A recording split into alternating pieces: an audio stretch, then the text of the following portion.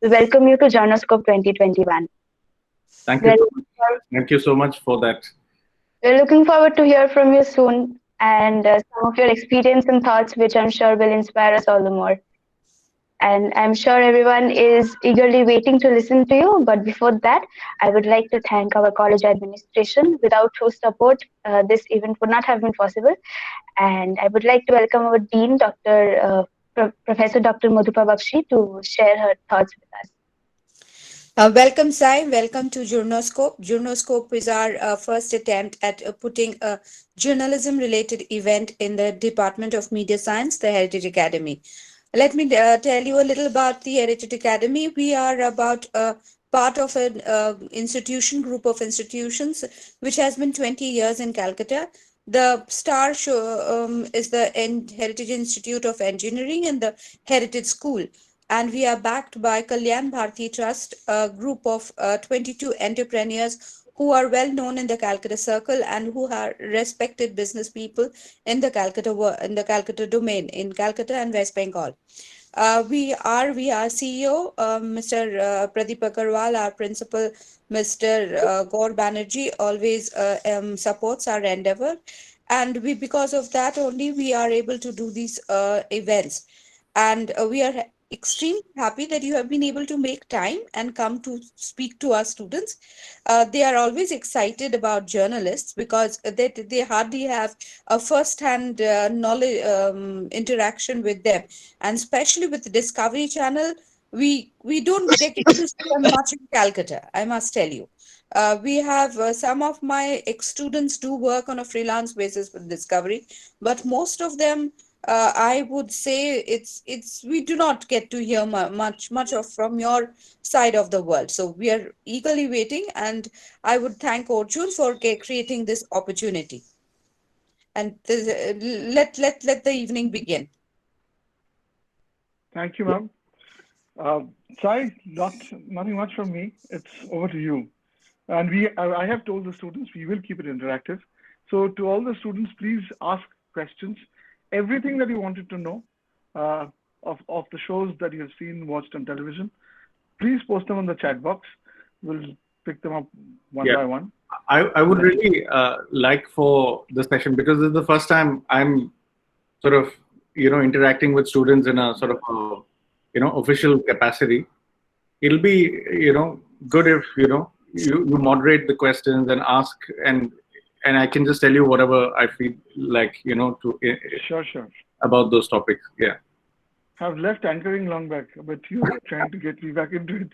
No, we're trying to tell us a bit about, because when we were working together both in a news channel which aspired to become the BBC of India, good old days.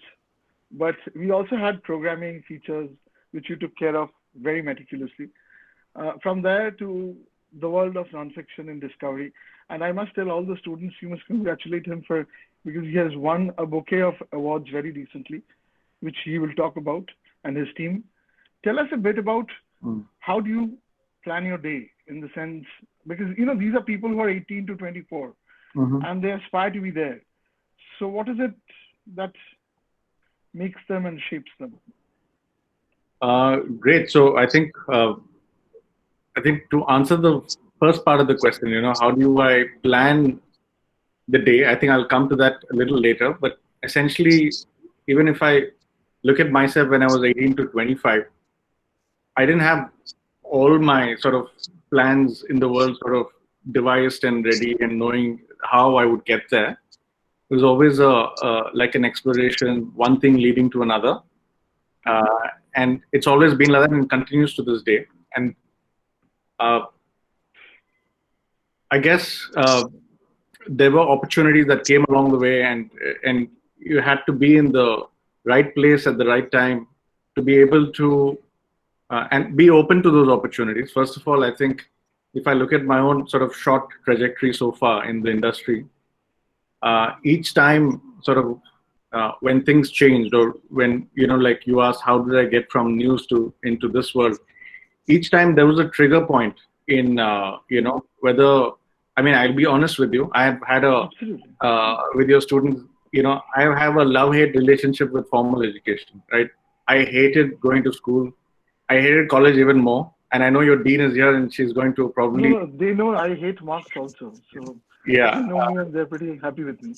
I So don't you can want go ahead and tell them. a mass walkout of your students from your class. No, they will not happen. That will not happen. But yeah, but I've had a very sort of love-hate relationship with formal classroom education because my interests were elsewhere, so to speak. Because a lot of my classmates were all very highly academic, like IIT, IIM, like MIT, all those T's, they were like acing it, like rank 1, rank 2, rank 3. So of course my aptitude wasn't like right there with them. So why I'm giving this example is that I knew very early on that that is not where, as a student, I wanted to sort of make my life. And over the course of time, when anyway I landed up in the news networks doing features and documentaries and things like that. In the time that you're referencing, Arjun, when you and I were there, the place we were working in, and I won't name the network, and it was like a minefield, right? That place was like a minefield, right? Any place you step, your head will blow off, right? It was like that. It was completely volatile, uncertain, ambiguous. Absolutely. And that's how it has been. This industry is like this, right? And be it journalism or TV or cinema, all this allied sort of, it will be this. There is no set path to say, if I do this, I can get there. It is a bit like that. And in a time like that, in that network, when we were working in, just an opportunity presented itself to me saying, hey, we have something for you. Can you come and meet with us? Right? And I didn't know what it was for. I didn't know why I was being called, but I was open to that opportunity when it presented itself.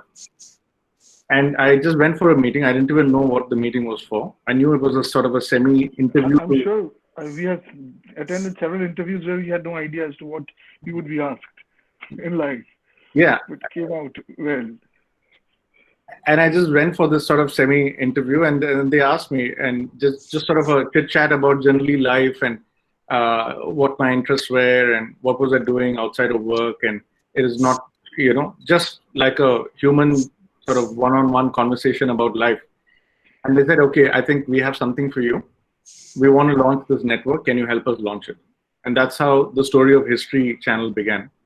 Right. And I was like, of course, like I'm leaving the minefield to jump into another minefield, but it seems like a better minefield to die on. So I would definitely like to take this on. And it was a very easy decision for me after that. And yeah, that's how that switch happened.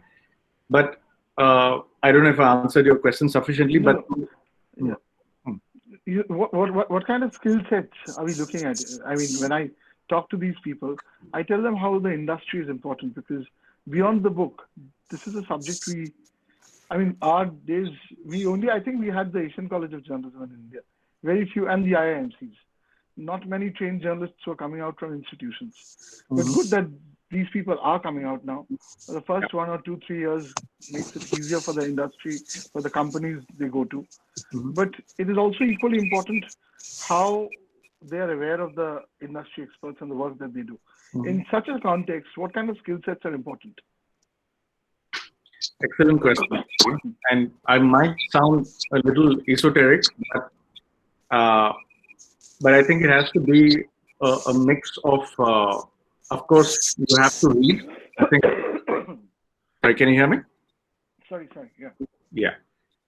I guess the skill sets are, the practical stuff you can always learn, on the field, in any job. All of us can learn those things, right? There's no big magic to figuring out how to use a camera, how to report, how to write a good line of prose or journalism or a report. Like even an average journalist can do it, or it's easy to write lyrics to a song but it's very tough to write a great song or make a great film or a great documentary or whatever, right? So that's where I think a lot of the skill sets will start defining in my own experience, if I see, and I don't profess to be the pinnacle of whatever, like success or anything like that, but in my own sort of learning process, I've noticed that textbook education from college universities have only sort of got me to a certain level, and after that, it's actually been, if you look at the core skills, and I don't want to lecture or anything, but it's just, I think perseverance. You have to persevere because there's going to be, it's not going to be a walk in the park. You'll face many rejections, many. Absolutely. You can build the grandest plans and take it to your boss and the people higher above you. Expect like 9 out of 10 of those ideas to be rejected, right? But one idea will be golden. And you have to be able to convert that golden ticket into something bigger, right? And especially when you're in a performance mode, you can't go only with one idea. And then if that fails, then you have nothing to even speak about. So I think perseverance, idea generation, and I think whether you're a journalist or in the creative field, the constant ability to keep generating ideas of what you want to do and what you want to learn passionately yourself, right? So that means having a life outside of the classroom, right? That's what that means. You can only get so much in the library, and I encourage, like I'm a bookworm from my childhood. So I know, yeah. Reading, writing is extremely, I think, paramount to every creative field, whether all the allied fields in this, and even if you're not in the creative field, I would say these, yeah, because reading of any kind, I think, is excellent. But I think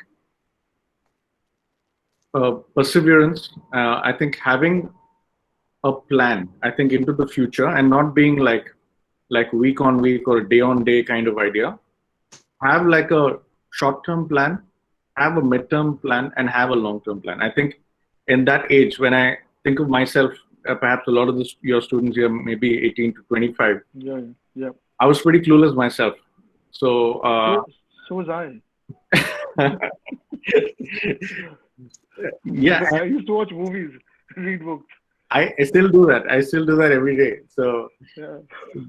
But it's not bad. No? Almost but in this part of, I mean, it is quite mandatory that if you're not having a book in hand when you're traveling, you said, I mean, I was a bookworm by choice, but I have had cousins who never wanted to read books and doing pretty well in life because they know a lot of other things.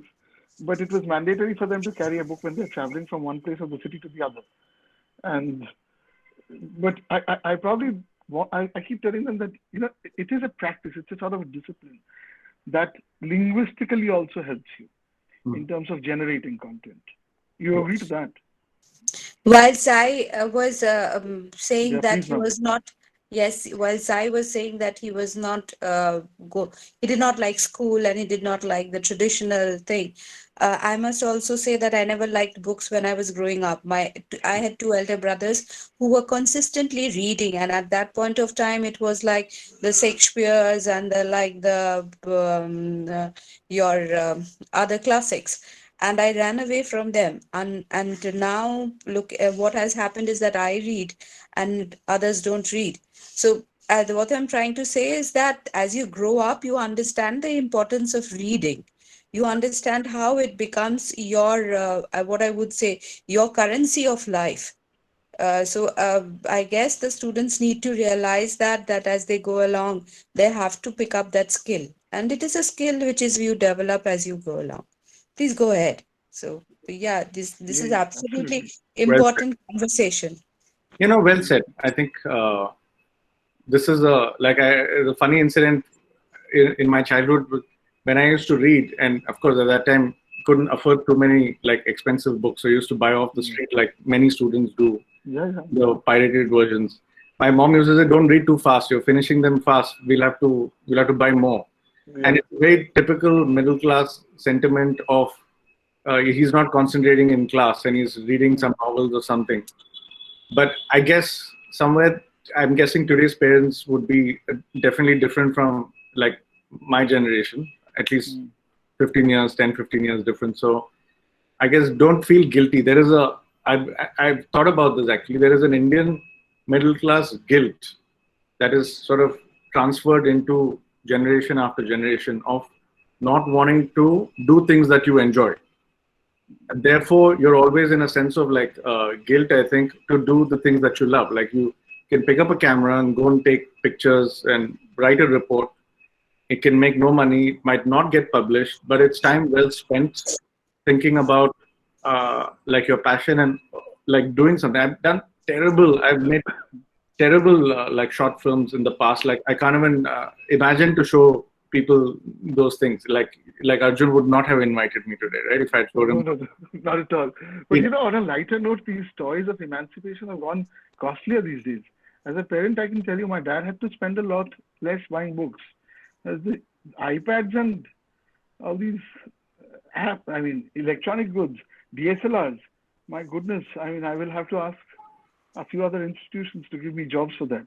But the idea is the toys have changed, but that emotion hasn't. Yeah. So I find a lot among my students, even these COVID times, some of them, quite a handful of them, are either doing vlogs or writing something, sending me WhatsApp messages of their poetry. Some creativity is going on somewhere. Do you think this can actually shape up in some formal content which is displayable? Absolutely. I think it's absolutely possible. And I think I'm generally an optimist. I think this is the best time for India and also for people in the media and all the allied sort of fields to, if I understood your question, you're like, how do we make that professional, right? What your passion to make it professional, right? So there's no single method to this. I guess honing your skills, first of all, I think without you thinking that, how do I get a job? I think first you have to take that away, that fear of finding a job. It's very easy for me to say now, but if I look at that time, if I hadn't done those things when I was 18 to 22, 23, it would have been very difficult had I not gone against my parents' wishes to do a certain thing or left home. So why I'm saying that is you have to have conviction and wanting to fail, right? And wanting to do those things regardless of whether that converts into a job or not. I think those are the three kind of things you'll have to do as part of living and not just as let's figure out a way to get a job out of this, right? So that's, your conscience has to be clear there, right? Right. Then I think over time, with discipline, with practical experimentation, I'm sure then you're open to the world, right? Then you're open to the professional world, so to speak. If I look at my own trajectory, right, in the various networks that I've worked with, I've never had a formal interview of. It was always a chat, a conversation about what the interests were, about what the vision was, what did I want to do, where did I see something was going, and I would, if I put myself in your student's shoes, like in journalism and the kind of stories that they may want to cover, and whether it is a war or politics or or whether it is elections, like whatever, general reporting, lifestyle, whatever it is, right? Always have like consume culture, consume, like if you want to be a great journalist, then read very good journalism, watch very good journalism, not just in India but around the world. Consume it like voraciously is what my advice would be, because that would lead into your own ideas getting better formed. And also, and this is often said, I am not the first person to say this, is surround yourself with like-minded people and have conversations and bring something to the table. Because if you're watching the same Netflix show and watching the same TV shows or whatever, reading the same book, end of the day, those conversations will only get there. That's fine, yeah. You have to bring something fresh to those conversations among your own friend circle, and look for mentors. I would say another way, which I didn't have of course, many people helped me along the way in the industry to get from place A to place B. But I would say if you are opportune enough to have a mentor in, in your journey, nothing like it, who could sort of guide you in your path. But definitely, if you want to be a great journalist, great in your field, you have to get to the top in knowing about the field first. Then after that, I would say the industry is open. Like it's very easy after that. You'll see the connections happen very quickly once they know what you bring to the table. I think that way this is a rewarding industry, because if they find that spark in you, they pick you up. And yeah, and they'll make spark. I've noticed they will make a place for you. The places won't exist. I've seen in my own life. So those roles never existed. They made a role to facilitate a certain. You can be accommodated. Yeah. So I'm sure all your students will see that in their own lives. Initially, it's pretty tough, but yes, that spark is required. I think I keep telling them good visuals produce good visuals. I mean, if you don't surround yourself with right kind of AV all over the world, there is a tendency for most of us to stay in a cozy bubble that has to be pricked, and to realize that the world is beyond that bubble. I was keeping myself away from the obvious questions. The first question relates to that, though. I will come to that, but we will stay a bit more. You can see the chat box, right? Yeah. Hold on a bit. I know those questions will come, but I'll take Amrita's question first. Okay. Amrita is there. You can ask your question, Amrita. So since the OTT platforms have given the traditional media a run for their money, what is the future of both OTT platforms and traditional media? Can they go hand in hand if good parity is maintained? Excellent question, Amrita. And this is a question we as a network have also been trying to answer. And to be honest, this is the way forward, it looks like, because if you look at, you're seeing the OTT TV fight now, and there's a pre-TV, there's pre-mobile, pre-landline. Each time a technology has come, it's disrupted an industry, and it's disrupted mainly for the better, I would say. And each time it's a few leaps forward. And this is like a pivotal moment that's happening in the media industry, and OTT is currently the way forward.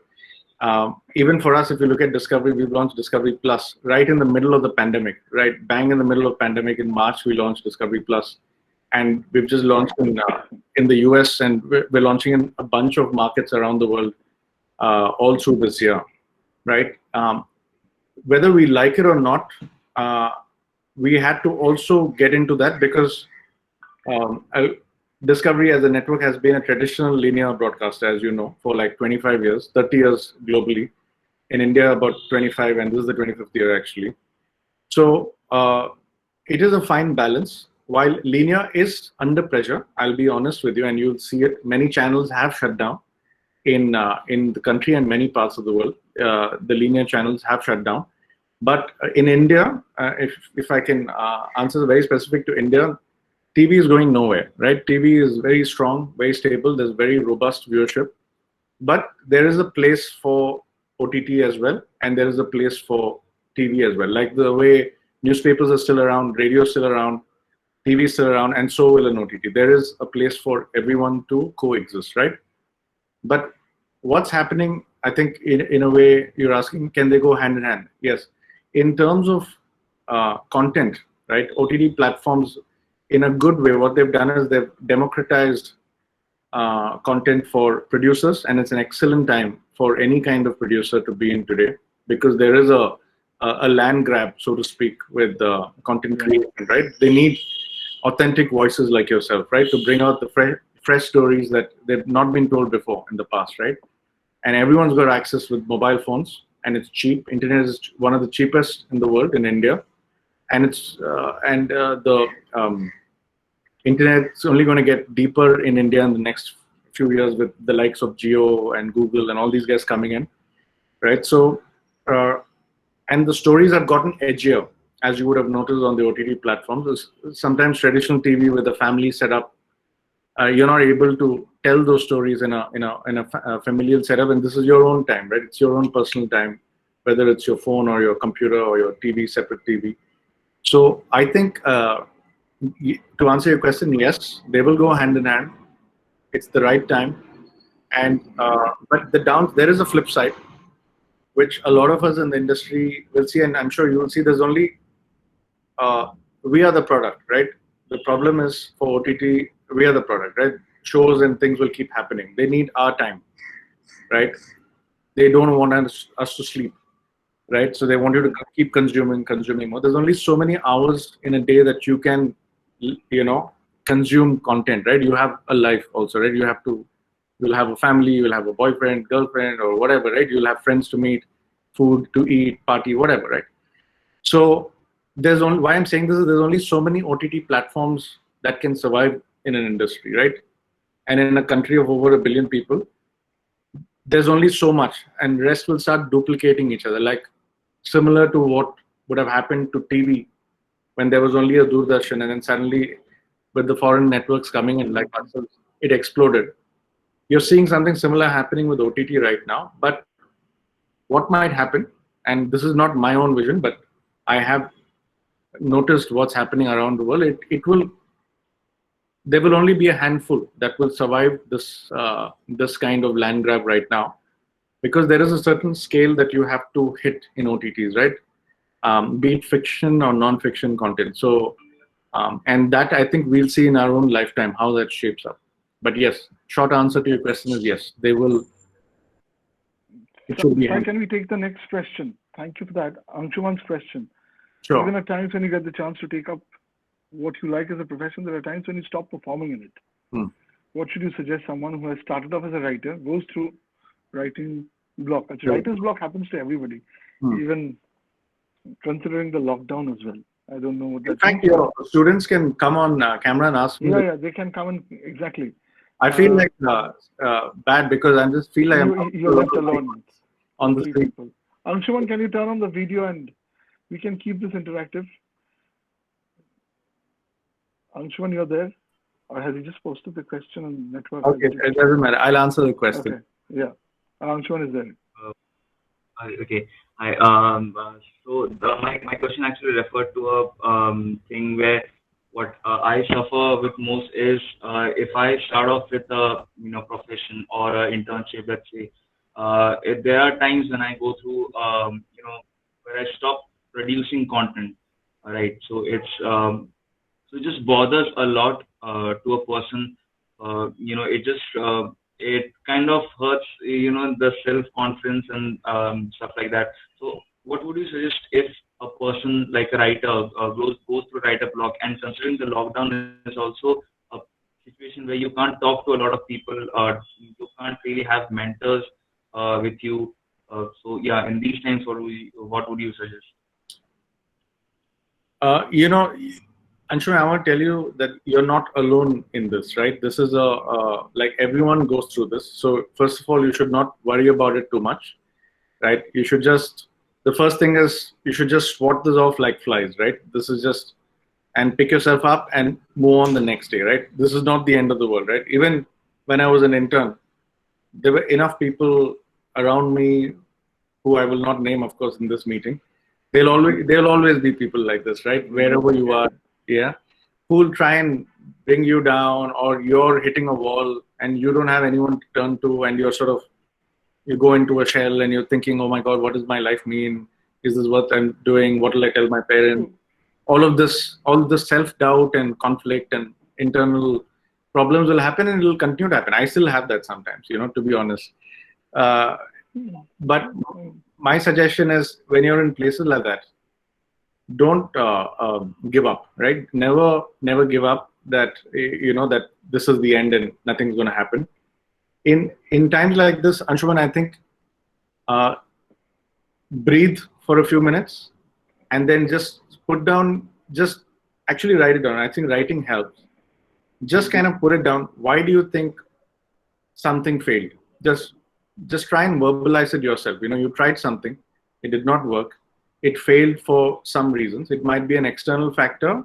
It might be your own sort of internal inability to arrive at a certain sort of quality or whatever, right? It is that you're trying to do. But the first step is identifying why something did not work and be honest to yourself. I think that's the first step. Don't try and fool yourself, because a lot of how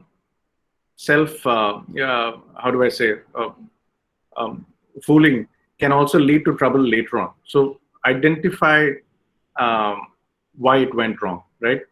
And if you have a good close friend, a confidant, a teacher, or like Arjun, for instance, right? Take them aside and just say, you know what, I failed. This didn't work. I've hit a wall. What can I do? Can you give me some more time? I'll better myself and sort of come back. I've been pulled up for horrendous things in the past, right? I've gone over some superiors.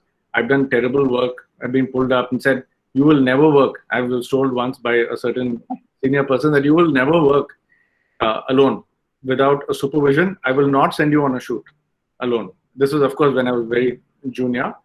And of course, the next day I got a pat on my shoulder saying, don't worry. I just wanted to let you know that what you did was wrong, and I'm sure you'll go very far. But that one day felt like some 10 years had passed, and like, what was I doing in this industry? You know, like, this is the end. Like, I have to go back to my hometown and the end of my life, right?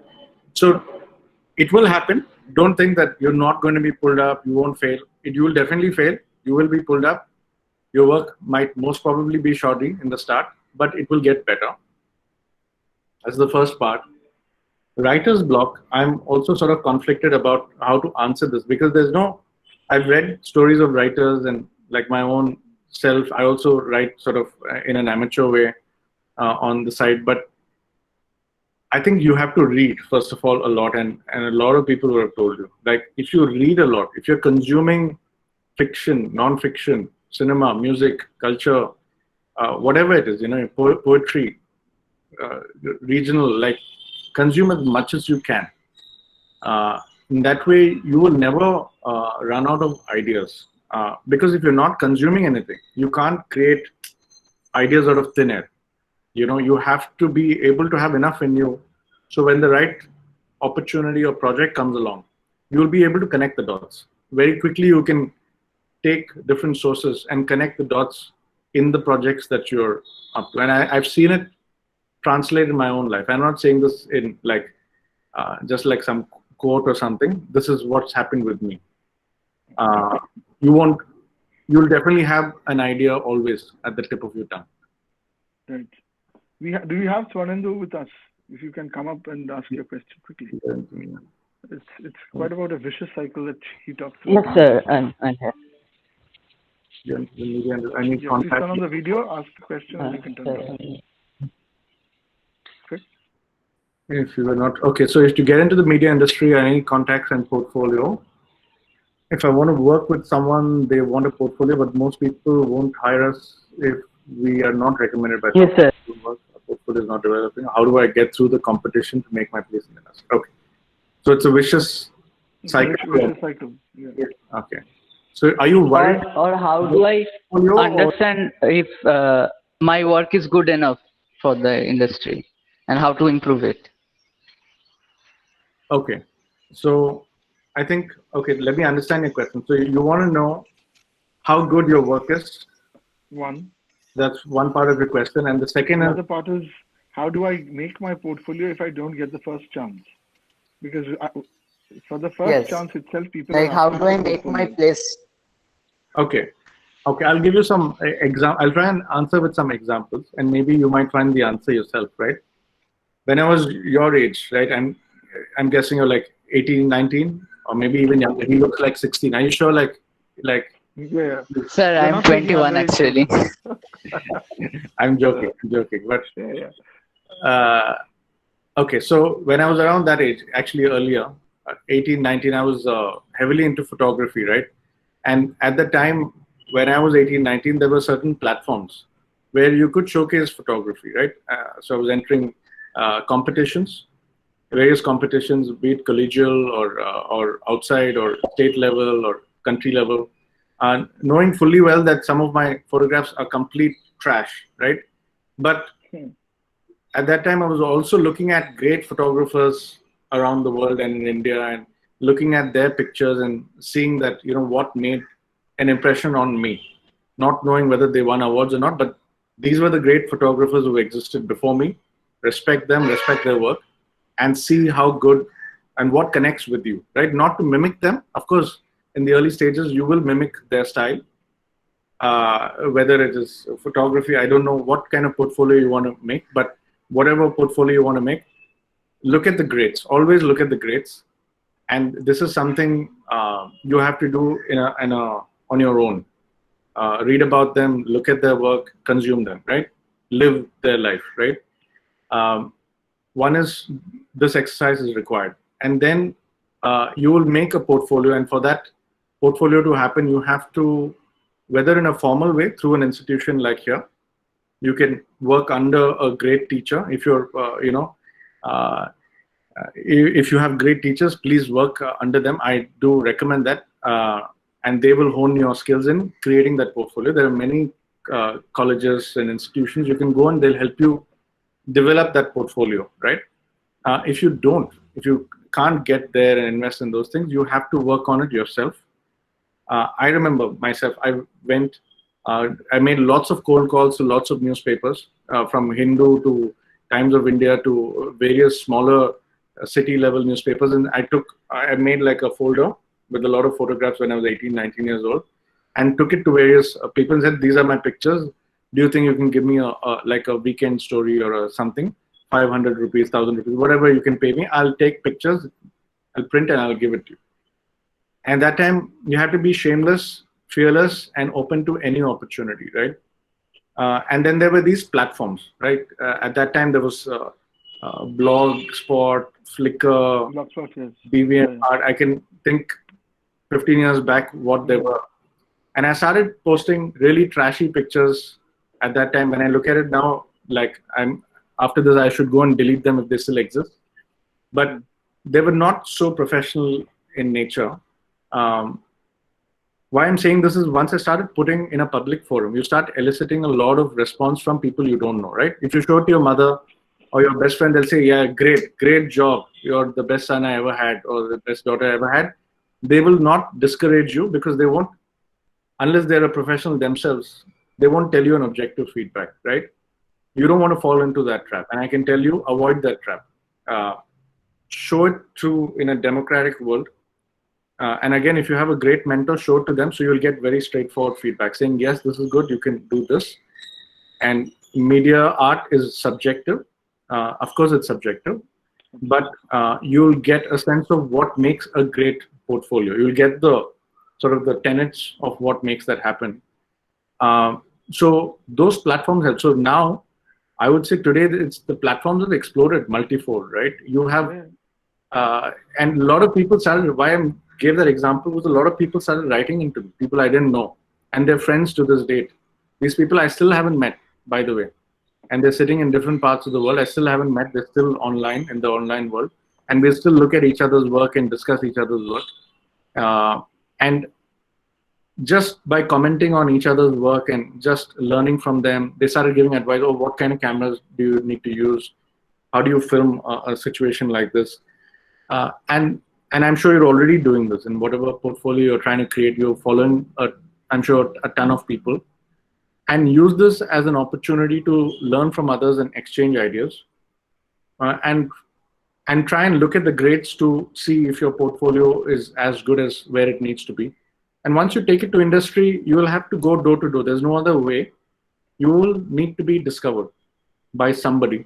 Right? That first break will come from somebody, but you'll have to take your portfolio. You can't be by yourself and say, I'm a great artist. Somebody has to discover me. That's not going to happen. You can't be a Guru Dutt situation, right? You have to go out into the world and take your wares from shop to shop, door to door, and show people. And of course, believe me, Anshuman, right? There will be people. So that is Swanendu. So they will help you out. Trust me, there are enough people in the industry who will help you out. If you tell them where you want to be, they will make that connect happen for you. 2 quick questions, and then we go to the Abhishek question. Ranjini, are you there? Soham, I will not take how to start a Yes, sir, CV I'm question here. here, but I will definitely take. Okay, Ranjini, go ahead with the question. Okay. Okay. Good evening, sir. Firstly, a great session. My question is that people from my generation are more interested in watching content on OTT platforms than on television. But my mother and my grandmother prefer television to watching content on OTT platforms. Even channels like, for example, Star Plus have their own OTT platform, Hotstar, and we can watch content from HBO or say other channels on, for example, Prime and Netflix. So do you actually see in the near future television channels making age-specific content? Great question, actually. Age-specific content, I think, already exists in a form, right? There are channels for kids, there are channels for preschool, primary, teenagers, then, of course, for tweens, and then the adult age group. And there's already TV's channels have existed in that sort of, catering to each different sort of age group and region, right? In fact, OTT is the one that's actually democratized everything for everyone, right? So, so I think, yeah, your parents can continue watching TV in the programs that they think in their time slot that they are comfortable watching in, and those channels which are good for you will continue showing those programs in those. But to answer your question, because I think you're saying you don't watch TV so much, right? And your question is, will TV create content for you or for them? Yes, sir. Yes, sir. Sorry. Like, will it create content for them in the near future because they are the wider audience watching it?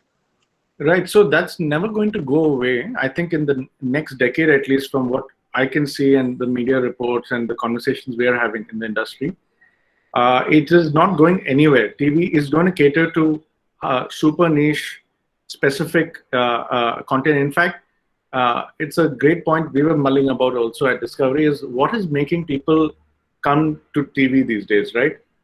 Look at it, right? The big sports events, right? Cricket, you can't miss, right? Of course, they're watching on Hotstar also, but they're watching on TV together as a family. They want to cheer, they want to eat popcorn, they want to have a couple of drinks, whatever.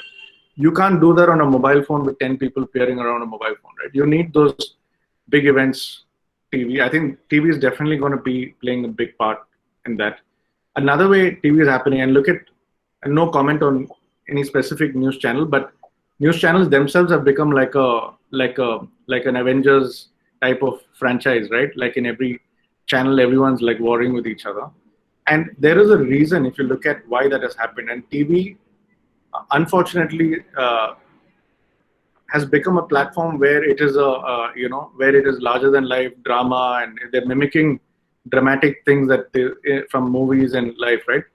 So high on drama, I think big scale events, and of course the big tentpoles, right? Like Kaun Banega Crorepati, Big Boss, all of those types of things that get the whole country to watch. I think TV will always have a place for those kind of things, and also the soaps. Unfortunately or fortunately, there is a segment for that, and there is a passionate segment for that, right? And women across segments watch it very religiously. If I look at my own mother, she does watch on OTT also when she doesn't have time to watch on TV, but that is going nowhere. That is those stories will get refined, but TV channels will continue creating those stories for television audience. Yeah. Right. Thank you, Ranjini. Thank We you, will sir. now take a question from Soham, which says, Soham, are you there? I think before we take that question, Sai, I think there's a lot to do with it's like a crest and trough. There's a lot to do with the social texture and contours as well, because OTT is more of private viewing, individual viewing.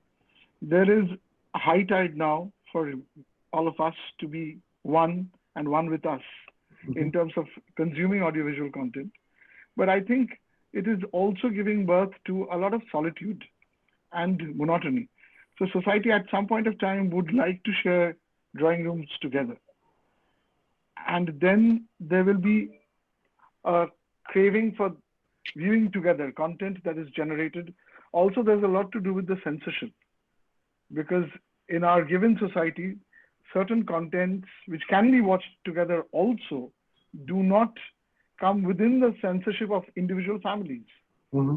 Like I can't probably watch Mirzapur with my family members, Mm-hmm. but it's a brilliant. I mean, I liked it. Now, so new censorship laws for OTT, which is a continuing debate. Yeah. I think do you take these into consideration while thinking or ideating about contents? Yeah, absolutely we do. We in fact have a very robust S&P team. There's a guy who sits in some corner somewhere and says nudity, beep that. He's abused, bleep this. There are people who take pleasure in this. Seeing seasons and seasons of Naked and Afraid and telling us that this has to be blurred, that has to be. But yeah, to answer your question, yes, we do think of this very seriously, and Discovery, to be honest, is a very safe environment, right? Unlike the Amazons and Netflixes where anybody can stumble onto anything. Here, it's also knowledge, family, driven. So there's a little less opportunity to do those types of things that you might see in a Mirzapur or a Gangs of Wasseypur or whatever. Have you noticed the iconic thing? Have you watched Mirzapur? I've sampled it. Let me put it like that. Yeah. The granddad is probably watching Discovery on Nat Geo. Is he watching in the show? Inside the show. And that's a metaphor that is being used every time there's a thok denge ya goli mar denge. There's somebody or some crocodile opening their jaws, or some lion moving with the cubs. Oh, is it? There's a fantastic metaphor used by the animal. And people who have watched it would know. I mean, this is my immediate enthusiasm because I have just recently completed watching I have watched it. I have watched it, and he sees it, and they show it in an angle. The television is shown in an angle where the animals are shown. Oh wow! I must see these. Yeah, you must sue them for giving you more money. You told me. Yeah. Yeah. So I have a question for Sai. Sure, ma'am. You come up with for us Discovery or National Geographic, because we grew up on those channels, especially National Geographic. We loved National Geographic, the magazine, when it came out, when we were children. Yeah. So now that the generations have changed and their view and their tastes have changed, what sort of research are you doing to make it to come up with the content? What are you thinking in terms of content? Right, great questions actually. So we do research, very in-depth research. We do work with agencies to conduct. In fact, I was on a pan-India yatra myself a couple of years back in very small towns in India and in metros, just to hear from people, because when we were rebranding Discovery, for instance, because we were hitting a 25-year kind of number, and when we were devising new content, I personally wanted to hear from people myself, because like you, I've also consumed this growing up as a child, reading those magazines and watching these channels as they first came out. So it was a lot of revelations came out in these research sessions. So we do, to answer your question, we do a lot of first-hand research on ground. Okay. We of course track ratings, consumption, viewership data every week when the ratings come out. So we know what age group is watching us, what shows they watch. We also debate. We go very in depth into very data-driven kind of analysis as to why they might have liked the show, or why the specific time works, why the specific genre of content works, and what time is it triggering a certain sort of viewership. So we go into very in-depth kind of analysis, like male, female, region, culture, location, costume, the tone of voice, language. And so it's quite in-depth. We go into the topics of discussion, and we do it firsthand, and we do also second-hand research. And also, ma'am, to answer your question, a lot of life experience also goes into it. There's only so much data, be it linear television or digital, can tell you about it, because those will never be able to predict 100% of what's going to happen in the future. You can only tell you what's happened in the past and give you a formula, but that's not always the case. And for that, people like you and me and the students here have to be the bridge to connect that data into a human experience. Like if you're on a train and you're overhearing a conversation between people, that is research. And that is not something an agency or a book or like a conversation among friends. You have to be constantly like an eavesdropper, I think, in life.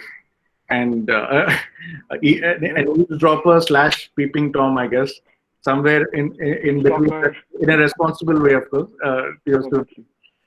And that feeds into your decision making. I think that'll go into your decision making. And we do a bunch of that. So in my own team, for instance, I encourage a lot of conflict and opinion from different walks of life, from people who are very experienced, who are coming fresh into the industry. And that also feeds into the research. And I myself, I take only data-driven stuff about 40%, and the rest 60 has to come from life experience. Okay. Yeah, that's my way of working. I'm not saying all of Discovery does this. This is how I function. Yeah. Great. Okay. Soham, are you there? I don't Yes, know. sir. Answer your Please question. come up with the question. And then we'll take Abhishek's question Sure. before we wrap up. Yeah. So actually, I have two questions, but my first question is how to come out from this vicious circle of, working without money, and then from there to charging money for whatever we do. Are you already working, Soham? Just so I understand. I am working in an YouTube channel. It's not like legitimate as such, but I'm working on music videos, small music videos. I am writing the script of it and directing and making the screenplay. Yeah, Mm-hmm. that's what I'm doing right now. Okay, I guess you don't have to worry too much about it, right? When I did my internship, it was free of cost, right? Not knowing whether it would lead to a job or not, whether they would pay me afterwards or not, right? So that is a leap you have to take from the bridge, knowing fully well you're going to fall into that river or swimming pool, right? So you've taken that already. So congratulations, you've taken that leap. Now, I think your question is, how do I bridge skills to commercial, right? And for that to happen, a couple of things have to happen, right? One, you have to get good at whatever it is that you're doing, whether it's music videos, you're writing, directing. You have to hit a certain sort of level of, I'm not saying get the best or whatever.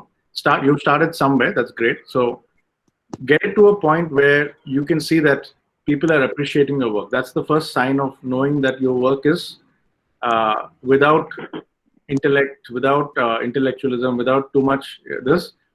People are actually appreciating whatever you're putting out into the world, right? However simple or complicated it may be. That's the first sign. And you should be objective enough to recognize that whether your work is good or not, a little more self-awareness, and show it to a few people who you trust in that field, right? Other people who are making videos. Like when I used to take my portfolio, I took it to photographers, very, very senior photographers who I didn't know. And I just asked in my apartment complex. Some uncle said, hey, I know this guy, he studied with me. I'm happy to make an introduction. I'm sure he'll be happy to speak with you. And I took my portfolio there. And of course, he didn't want to dissuade me. He said, yeah, great. And you can do an internship with me if you want, etc. And it didn't materialize. But why I'm saying this example is, please show your videos to people who are already big in the industry and send them, cold call them, send them emails. I did the same. And 9 out of 10 people didn't respond, but one person did respond, right? So that'll happen to you. When they see your potential, they will ensure also that they will connect you to certain people in the industry. That'll happen. You'll see it happen in your own life. They will make those connections happen. That's a way to go about it. The other way is the formal way, Soham, is you work under somebody, intern with them, work in their shadow for some time, get good under them, and then that will lead you to other professional jobs in the freelance world, or in a agency, or under a director, under a producer. There are lots of ways to get there. Was that good enough? I don't know. Yes, sir. Thank you, sir. Right. Thank you. Sai, can you move up right on top of the chat box the first question, and I don't have to read that question out. Abhishek Kumar, are you there? Can you? He be the face of all the curiosity. This is specifically Abhishek, to Modi. yeah. Yes, sir. Please ask your question. Yes, sir. Can you, sir, just share some behind-the-scenes stories from the Narendra Modi Bear Grylls episode? Whose idea was it? And most importantly, how on earth did Bear Grylls comprehend Narendra Modi's Hindi? I'll actually answer the second question first. I thought it was common knowledge now because it's been almost a year and a half since that happened. So we had both ways. It was Modi's Hindi and Narendra Modi and Bear Grylls' English. And of course, Prime Minister Modi speaks English quite well. Actually, he sort of underplays that, I think, sometimes, in my view. But essentially, they had technology to help them. So both of them had earpieces. And it was and these shows are filmed live, right? There's no retake as such. It's as it happens. And again, both of them being excellent sort of speakers and conversationalists.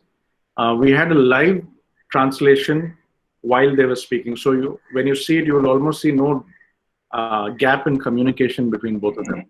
So that was cleverly filmed. Again, it's all technology came to the rescue there. And no rehearsals or nothing. It was just like on the fly. And of course, that was a very eventful day, and the months leading up to that day was like I can do another 1 hour on that separately with you. Yeah, absolutely. But I think you want to know some behind the scenes stories. But I think yes, sir, some behind the scenes stuff. Yeah. I think it might be interesting for you to know that it took about 9 months to put that project together, right? And it was not decided overnight because it involved getting two of the biggest celebrities in the world scheduled to match under extremely difficult circumstances. So my 9 months there was a topsy-turvy because there were calls between Australia and Los Angeles and India and Prime Minister Modi's office and UK, and it was just a complex 9-month period in my life where teams were, trying to make this marriage happen somehow. And behind the scenes was essentially, of course, it was us. We approached Prime Minister Modi's office and we did have a conversation. And immediately, I think they could see the value in something like this to throw light on conservation, on wildlife, and on the larger things that the government was trying to do. And we as Discovery stood for, stand for those things, right, of wildlife conservation and environment. And it was, to be honest, it was me who made that pitch to ensure that both that marriage happened. And Bear was also very quick in saying, yes, this is great, let's do it, right? And after that was when the drama started, because after that, it was not a walk in the park. Let me put it like that. On the day of filming, everything that could go wrong went wrong. I can leave you with that thought, which you will not see on screen, but everything went wrong. So all hell broke loose the months leading up to it, and on the day of filming as well. So and after filming as well. So, and expect this to happen in your life too, and all the ambitious projects that you may that you may do. Yeah. Thanks, Abhishek. Thank you. I remember, Sai, I had not joined Heritage then. I think this was February 2019, early 2019. Mm-hmm. And I was working for a European University research project on conflict. And Pulwama happened. Right. Right? Pulwama happened when the Prime Minister went to Corbett. Tell us, why I'm saying this is, I started getting frantic phone calls telling them what is about this conflict, what happened, and suddenly they said, why is the Prime Minister in the jungle? So I had to tell them the Prime Minister has gone on a pre-scheduled thing. But I want you to tell the students, because when you are dealing with such big people for television, and as you said, everything went wrong. I believe that was also part of your. Pulwama was also a part. No, to be honest, I was not referencing Pulwama at all. and in fact, I'm not authorized to speak about that. So, no, but what I meant is we a will lot. not discuss that. Yeah, But what how do we take that into consideration when we shoot such an episode, when everything that has been planned falls off the radar? No, that's a fair point. And I think what I was mentioning to Abhishek was not the other event, which we will not name, because there are a lot of things officially in production, in planning, in timing. There was a limited window of filming, right? The stakes were really high, right? I could have lost my job many times over in that show, even before that show got made. So the risks were very high. So I guess short answer to that question is ability to manage risk. I think you'll have to be fearless and be willing to go to any length to achieve those things. And I think I'm telling with this specific thing, it's not always like this when big celebrities are involved. You can do it normally in a nice way also. But this, of course, was a high-risk project with a short window of time. So naturally, a lot of pre-planning, a lot of like we were working like a military unit, literally. And Bear's team is they're all ex-military guys. So it was very well planned, I would say, and prepared for any kind of eventuality, right? And being with people you trust, I think even if it fails, you can turn it around. I think a lot of elements came into play in that specific show. But generally with big celebrities, you have to be mindful of their time, sometimes egos, and also, your ability to know how much you can push them and when to sort of stand back and let them do what they do best, right? So a lot of elements, yeah. But you have already overstepped the time, yeah. I'll give you one last question for the students, which is from there to doing something on COVID. I mean, this can go on with Discovery for another 1 hour or 2 hours, but I won't trouble Sai in the very first session. But just tell them how different the research is, because dealing the Prime Minister Bear Grylls is very different from dealing Rajnikant, Akshay Kumar, dealing a global pandemic. So it involves journalistic skills indeed. It also involves an acumen for research and how to go about that. Please, if you can share your experience with the students in brief. Okay, I'll try and be brief on this one. So yes, I think yes to all the questions that you asked. Again, I think it goes back into acumen for reading, writing, and just sort of like going deep into subjects and not having superficial knowledge. And I think the second thing is, of course, we do a lot of research, like I mentioned to the dean here. We do that kind of research to also know what themes and stories are popular, what people like, what are the conversations about. We do a lot of social listening as well. The marketing teams do a lot of social listening to know what people chat about in the social media world, generally, not just about Discovery, but generally in the world. And a lot of partners help us with these tools to enable our decision making. And the third piece of that research is also working and cultivating producers and research people in the industry. We hire producers to work with us, and we have a show that's launching next month where we spent about 10 months doing research in-house. We actually hired research people and we gave them a budget and said, buy all the books that you want and read all of them, whatever you need, and we'll empower you. So I guess internal research and also working with production houses, companies, producers who sometimes have passion projects that they bring, saying, we've done research 50%, can you give us some money to get to 100%? So we do a mix of all of this. Yeah, that's the short answer, basically. Yep. It never ends when we talk to you, but I have to thank you for your time. It was brilliant indeed. I'm sure the students liked it. I will end this session. I'll give it over to the dean to have a few words and then let Amrita conclude.